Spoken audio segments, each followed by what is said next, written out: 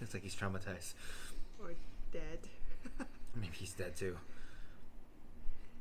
What do you think? I hope he got his money's worth. So. Okay, so I would think it's probably pretty painful because you're using your knuckle to go against your joints. It's like a bone on bone. Like as a chiropractor, usually we wanted to use your... Well, essentially when it comes to adjusting, you want to make sure you kind of follow the pulse of the patient.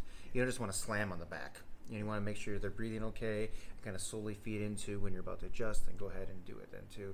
And there's certain angles that you have to take based on how the bone is. Based on anatomy. Based on anatomy and the bone and whatnot. So you want to make sure that you give that correct adjustment without just trying to